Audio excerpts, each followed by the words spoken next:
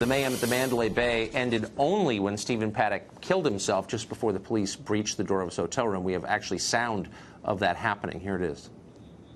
And on the suspect's door. I need everybody in that hallway to be aware of it and get back. We need to pop this and see if we get any type of response from this guy to see if he's in here or if he's actually moved out somewhere else. Copy. All units on the 32nd floor. SWAT has explosive breach. Everyone in the hallway needs to move back. All units move back.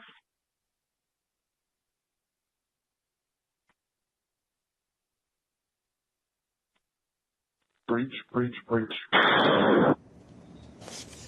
There it is. One of the things that jumped out at everyone who listened to the audio of this attack last night was that it sounded like automatic weapons fire, which is unusual in this country. What exactly was this man wielding when he killed so many? Dr. Michael Bodden is a forensic pathologist and expert on bullet trajectories. Chris Goralnik is a former Marine and active shooter expert, and they both join us tonight. Chris, first to you. There's usually a lot of focus on the firearms, which may or may not be that relevant. But in this case, it maybe is relevant because it did sound like automatic weapons fire. Was it? And if so, what does that mean exactly?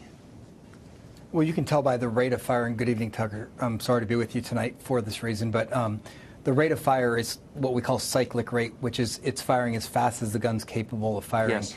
And to get it to do that is either it's a functionally automatic weapon from a manufacturer, which means while you hold down the trigger, it will continue to fire until it runs out of ammunition, or as you feed it, or it's a semi-automatic, and as fast as you can pull the trigger, rounds will go out. This seems to be a fully automatic sound from the background, whether it's 223 or 308 rounds, and we know from the undersheriff that he did confirm those rounds were found in those rifles. However, you can make these kits and you can get them and convert them on your own. So it's not too far off per se, but the deterrent to do it is horrible. The ATF has got a very strong hold on this. Oh, yeah, and you these can't firearms, do that. Right. But what levels? The misnomer is they are legal if you purchase them with a stamp. Right. No, I know that, but what I don't understand is how hard is it? My understanding was you had to be a relatively talented gunsmith to do that, but you don't? No, sir. I'm not going to tell you how on TV, but you can basically change a couple pieces within the mechanism of near the trigger and turn a semi-automatic weapon into a fully automatic weapon. You get in a lot of trouble for that. I guess this guy, of course, didn't care. Didn't care.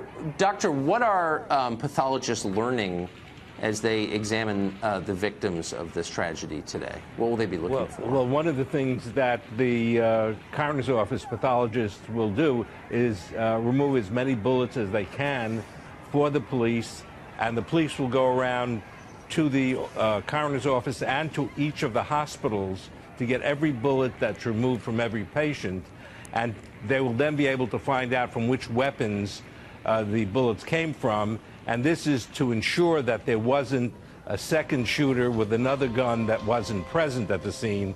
Right. An issue that comes up will come up sometime.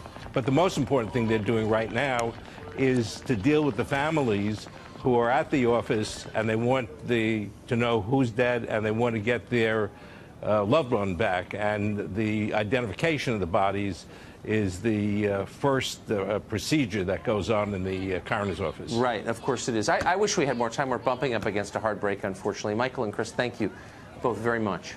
Thank you, Tucker. Thank you, Tucker.